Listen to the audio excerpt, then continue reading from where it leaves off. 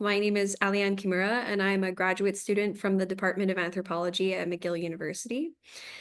I am currently in the process of writing my Master of Arts thesis, exploring daily life and practice at the former World War II Japanese Canadian internment camp called Lemon Creek, using archival documents and remote sensing archaeological data. In doing so, I challenged the essentialization and erasure of Nikkei experiences from Canadian history and directly addressed inconsistencies between the narratives of internment presented by the Federal Archive held at Library and Archives Canada and Nikkei Community Archives. I am Yonsei, and both of my paternal grandparents were survivors of internment. My research is therefore inspired by the stories that I heard growing up about life in the internment camps, which are not included in the official record. And last but not least, I developed this workshop based on my own experiences trying to reconstruct my family history. I'm extremely honored to have been asked by the NAJC to present the findings of my own genealogical research as an example of how information from the various archival sources identified in their Japanese Canadian family history program may be mobilized by members of our community. So to begin, I will summarize the methodology that I used while conducting my own genealogical research. First, I recorded whatever information my relatives had about our shared family history. I then decided to reconstruct the lives of my ancestors individually and integrate their biographies into a family tree. As an example, I have included on this slide the genealogical information from my great-grandfather, Hichita Ishihara, that I used as a starting point in my research. So my great-grandfather was born on May 30th, 1877 in Hisakamura, Japan, which is now considered part of Hiroshima. And after immigrating to Canada, he had 10 children with my great-grandmother, Kikuno Yamasaki, including my paternal grandmother, Kyoko Ishihara. He died on November 18th, 1956 in Montreal, Quebec. I then inputted this information into a Google Slides presentation where I consolidated different branches of my family tree. At the end of my presentation, I will show you what this file looks like today. So as you can see on the slide, I have indicated his name at the top, and then my paternal grandmother, Kyoko Ishihara, and my grandfather, Kanao Kimura, and my father, Ronald Kimura, at the bottom. Next, I started conducting archival research using various databases to reconstruct the story of my great-grandfather's life. I specifically wanted to know more about his arrival in Canada and what his life was like pre, during, and post-internment. I've included all of the information that I was able to compile in the next two slides to kind of give you an example of the things you can discover doing this type of research. So Hichita Ishihara was born in Hisakamura, Japan, and was the youngest son of Chuzo Ishihara and Nobuko Nakatani. He served in the Japanese Imperial Army during the Meiji period and fought in the Boxer Rebellion and the Russo-Japanese War. As a soldier, he was awarded the Order of the Rising Sun 7th class and two other medals that I have yet to identify. He arrived in Seattle, Washington in May 1906 on the Empress of India and later immigrated to Canada in June 1908. He married my great-grandmother in February 1910, and they lived at 1810 Powell Street in Vancouver, British Columbia until 1942. In 1927, he visited Japan with my great-uncle and his eldest son, Masao Ishihara. And during the World War II, he was interned in New Denver and later Rosebery, and then forcibly relocated to the Farnham Hostel post-war before settling in Verdun, Quebec. After completing my archival research, I integrated family knowledge about my great-grandfather with the biographical information that I was able to find to produce the most accurate narrative of his life possible. I think that it is really important to remember, especially as members of a racialized minority community, that government or archival records are not the end-all be-all of Japanese Canadian family history, and that there's a lot to be said about the importance of oral histories and the stories that our ancestors carry with them or that our family members carry with them. So some examples of the information that I was able to put together was the fact that he lost his fingers in a sawmill accident, that he brought the family dog Queenie to the internment camps, and she later died and was buried there. The fact that he hid the medals that he was awarded as a soldier in the Japanese Imperial Army while they were living in Vancouver, and somehow they ended up in Montreal with the rest of my family. And also that he was an avid gardener and that he liked to plant chrysanthemums. So in the second half of my presentation, I'm going to talk about the different archival resources that I used in my genealogical research. This includes, but is not limited to, the Landscapes of Injustice digital research database, the Nikkei National Museum and Cultural Center online collection database, and the Royal BC Museum Archive.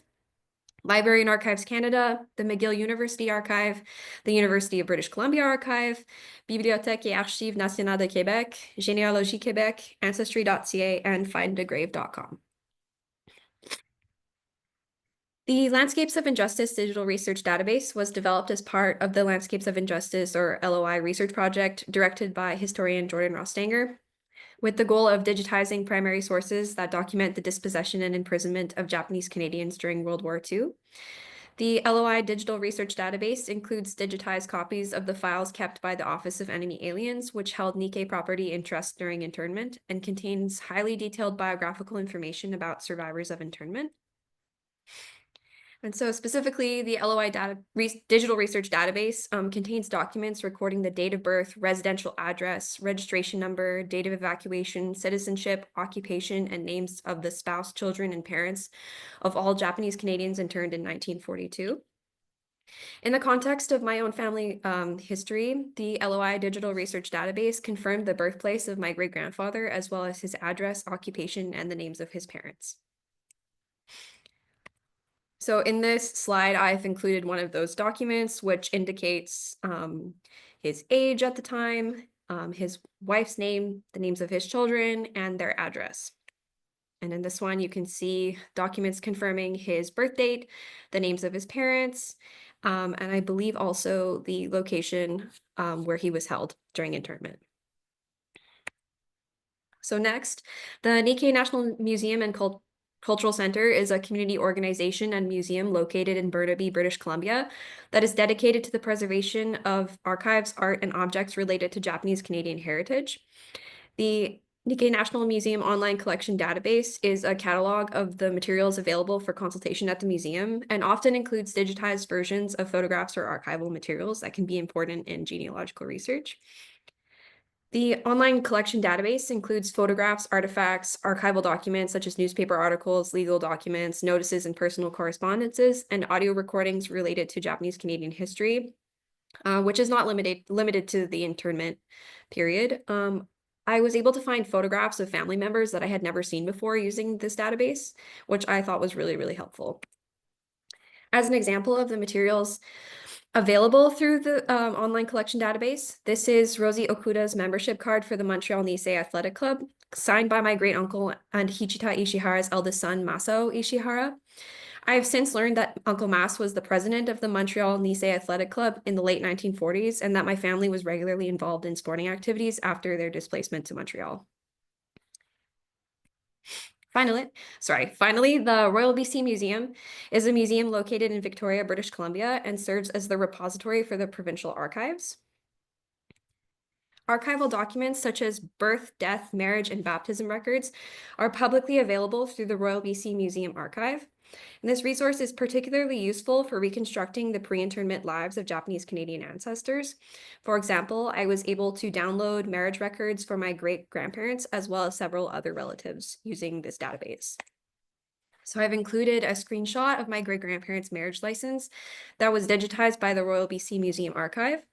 This document indicates that Hichita Ishihara, age 32, married Kikuno Yamasaki, age 21, in Victoria, British Columbia on February 3rd, 1910.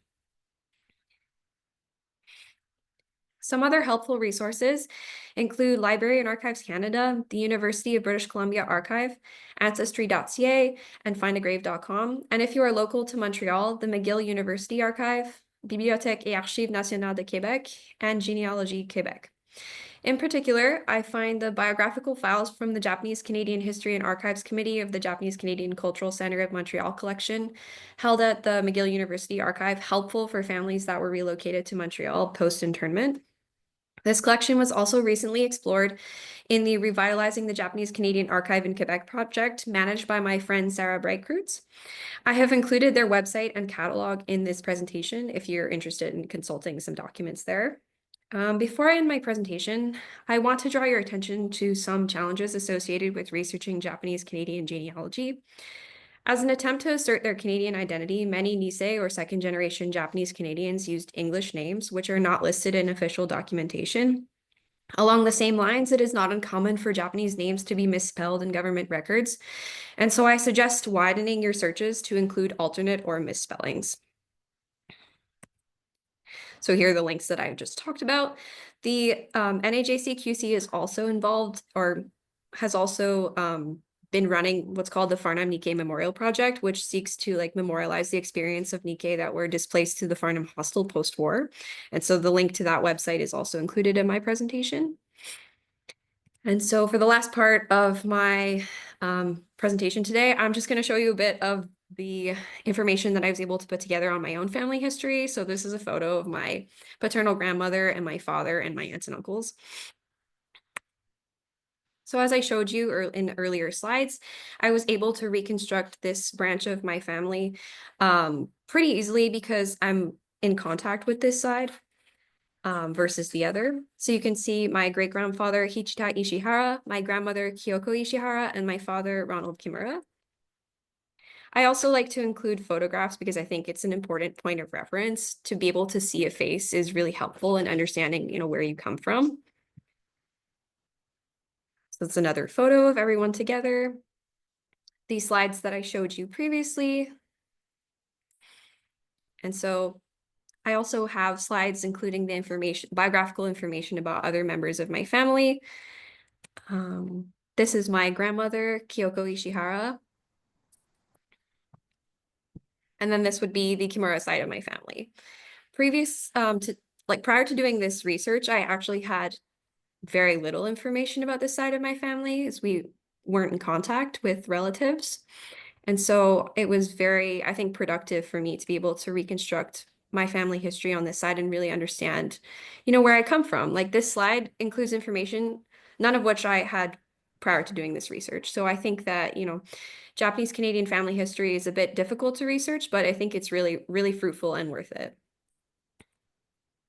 Another slide from my great-grandmother on the Kimura side of my family and my grandfather. Yeah, so now I think we can open the up for questions if anyone has anything they'd like to ask. I'll start off, Elaine. Thank you very much for doing this. This is very enlightening. During COVID, one of my projects was to go through family history. I was more concerned about or interested in family in Japan.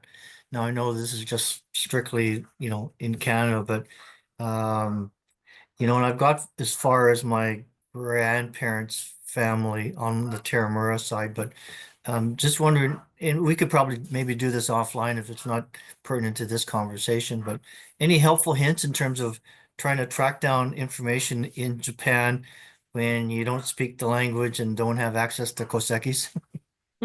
That's true. I mean, I was only able to get information about my family in Japan because I met with a gentleman who actually brought my great-grandfather's medals back to Canada for us Yep. and brought it to my family. And so by having that connection in Japan, I guess the starting point for us really understanding, whether or not we had relatives left there. So unfortunately, I don't have any any helpful tips. We just kind of stumbled into it. I'm so sorry. No, no, no, and that's fair because so I'm a Sanse.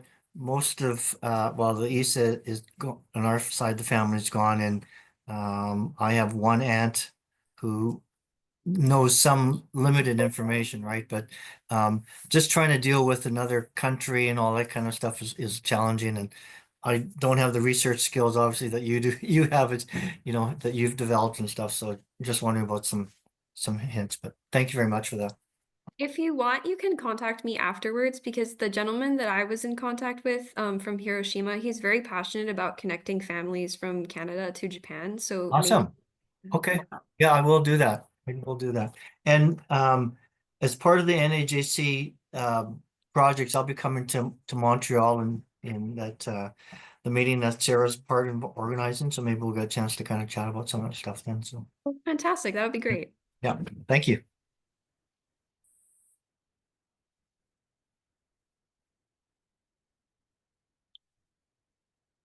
Alianne, I wanted to thank you for this presentation.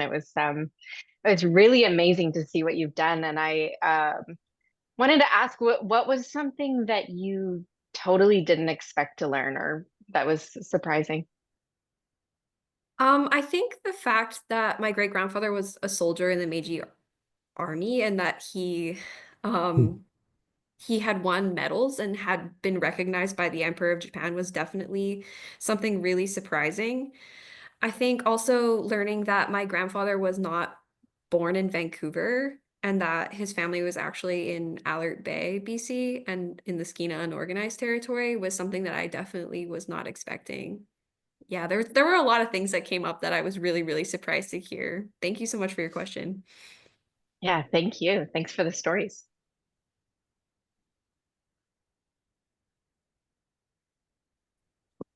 Eliane, I just have a quick question. Did you ever think about utilizing any um, type of programs where you genealogical programs where you can put in your family and go back and forth and have all the rest of the people? I've just noticed that there's more and more of those types of programs out there. Is there any ones that you had ever thought of using? In the beginning, I was using ancestry.ca, but I found that kind of difficult because there were a lot of like misspellings in the digitized forms of like archival documents. And I was also finding that, well, I have, as an anthropologist, I have my reservations about ancestry.ca and um, their DNA swabbing program and their look. But I ended up wanting to compile all the information in my own document because I didn't find that it was comprehensive enough and that you couldn't like link other databases such as the Landscapes of Injustice database. I thought that one was really, really fruitful, and not being able to integrate that information I found limiting. And so that's why I ended up using like my own format. But yes, thank you for your question.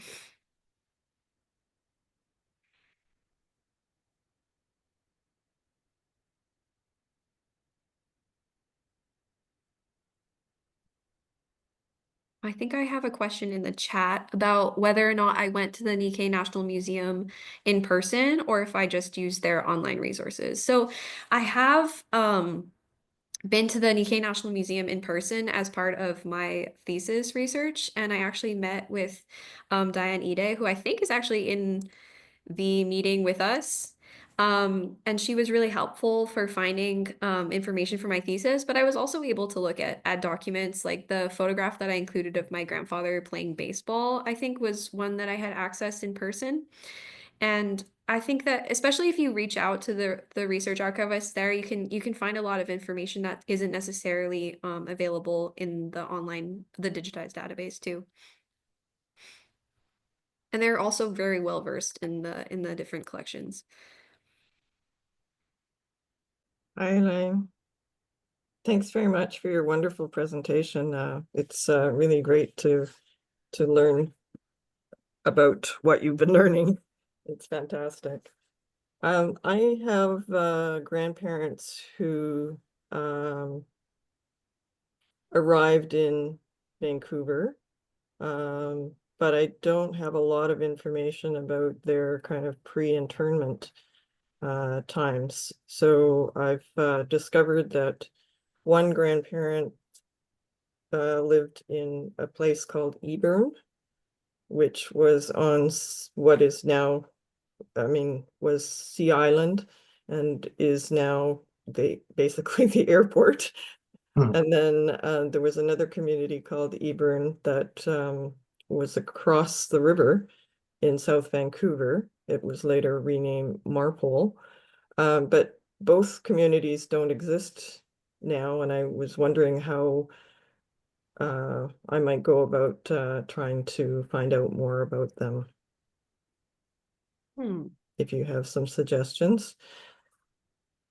I actually had the same struggle because I was looking, I went on Google Maps and I looked up the addresses that my great grandparents had lived at, and I was finding the same thing, that those communities had been destroyed and replaced with an industrial sector. I think a good place to start would be to find the address, and then if you're able to, often municipalities will have really detailed archives about, you know, the communities there and the people that live there that aren't necessarily available online or really readily accessible for people. So, you know, it depends on the municipality, but maybe if you're able to like to speak to somebody who works in the community archives there, that might be a good starting point. Yes, that was very helpful when we were researching my uncle's place in Alberni. So my nephew was able to speak to people in the archive there, and so we found a little bit more information. So good suggestion. I'll try that. Thank you. Problem. Thank you for your question.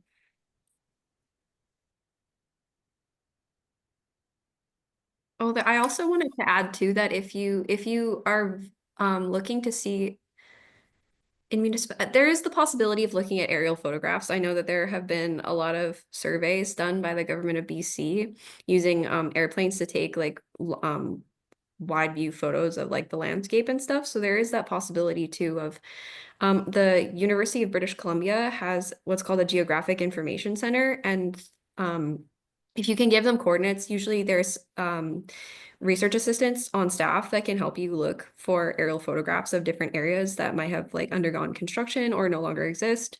But it depends on whether or not they've done aerial surveys there. Thank you. That's great. Hi, sorry, can you repeat the name of the institution that can give aerial photographs? Sure. So it's the University of British Columbia's Geographic Information Center. I can actually put that in the chat. Thank you so much. I also had a question. It might be a little bit vague. I was wondering if you had any luck researching like geographically versus with biographical files. Like if you just looked up Tashmi and then would have any luck finding stuff about your family more specifically. Okay, so that kind of intersects actually with my master's research. So if you're looking specifically for internment camps and information about those sites, it's a little bit more difficult to find things like readily available outside of the camps that have been like really well investigated, like New Denver or Tashmi. For Lemon Creek, I used a combination of archival documents, aerial photographs, and Google Earth to kind of just like take my best guess at where the site was located. And then I asked I asked the people who own the land if they knew anything about it, and that kind of gave me a bit more information. I do know that there are bus tours that take you around the different internment campsites. And for my site, I'm just trying to remember everything that I did to kind of figure out what was going on at that site. It was just pulling together a lot of different types of data to learn about what was happening there. And there was a map that was created by former internees in like the 1990s that I was able to access through the Nikkei National Museum. That was really helpful because for that site in particular, there were the names of the different families in the and they were in like they were basically spatially located within the camp. So it would tell you like exactly where their houses were and stuff like that. When you're looking in the Landscapes of Injustice digital research database, often you will see in the documents, it indicates where people have been relocated to. And so sometimes, like in the case of my great-grandfather and my great-grandmother, or sorry, and my grandmother, it was written in their documentation that they were living in house number 202 in Roseberry. I'm sorry, I hope that answers your question. Yeah, thank you. I was working on a project and I have some information about the list of people in Tashmi. The Japanese Canadian Cultural Center has done a map of the households, so that's available through JCC. See, if you need, specifically for Tashmi. Oh, that's a good idea. Thanks. My I'm also mother looking into actually was Spokane. interned there, so we have the information from her, but before she passed, but yeah, she contributed to that project. I'll look it up for sure.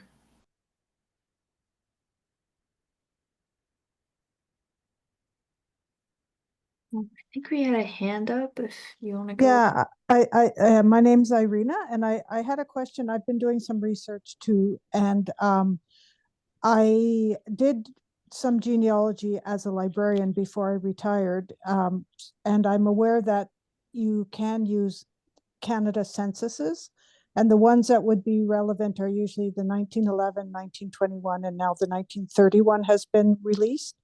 But I find that is, you know, when you're talking about spelling errors, the spellings are terrible because the census taker would be writing it in handwriting, maybe not understanding what name the person was giving them. And then when that's been indexed, you know, you can look at the census records, but the indexing is really, really bad. But I was just wondering if there's any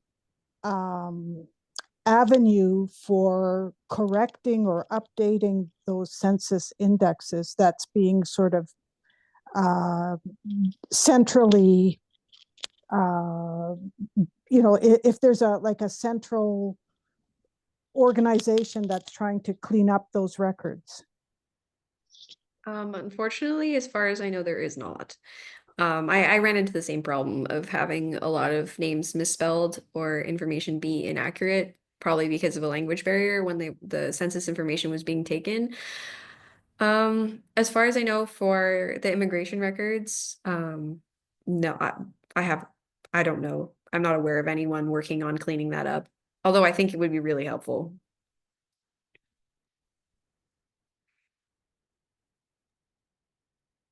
Hi, it's Lynn again. I was working on some of the landscapes of injustice documents on some of our family history, and we noticed some corrections, and so we were able to send them in to get them corrected. I haven't yet seen them. Mike says that he will. It started with the monument project, but Michael Abe, who's the coordinator of that project, was able to work with the UVic people to make sure that the future updates of the database have the accurate birth dates, spellings, so on and so forth. So that's one source, but Yeah, not this, not the census records, of course. yeah, because that's federal government, and Right. you know, like it would, you know, painstakingly found the family I was looking for in 1921 and 1931, and I know they should have been in Vancouver in 1911, but the 1911 records are so terrible, I can't make hide nor head of them. So yeah, it's really unfortunate.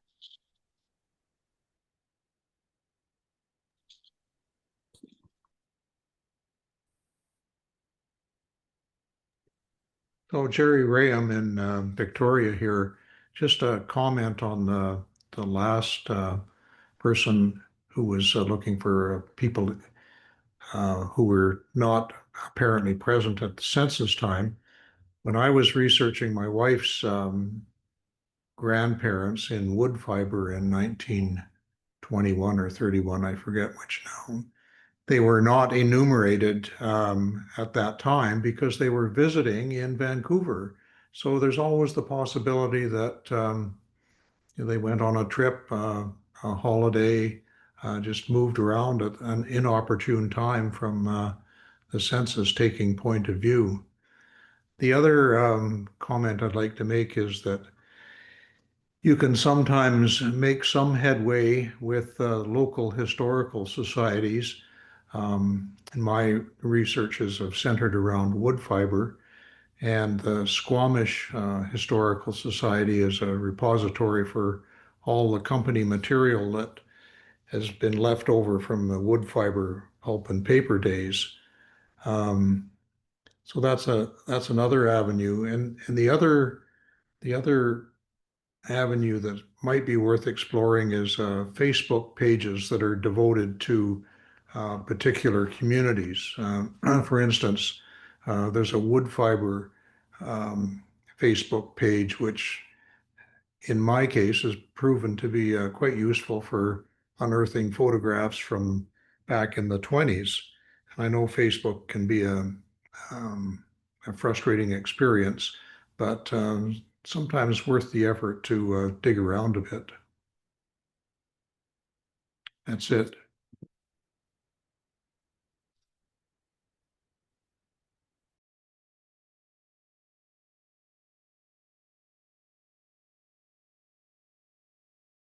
Thanks everyone for all your questions. Do we want to keep doing Q&A for like 5-10 more minutes, or do you think if anyone has any final questions, you can raise your hand or put them in the chat.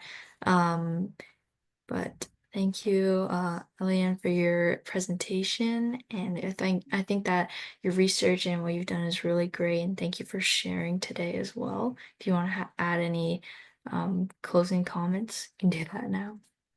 Oh, I just wanted to thank you all for coming and for listening to what I had to say. And I think that this has been a really, really productive conversation, and it's really nice to see everybody helping each other out, trying to find as many resources as possible.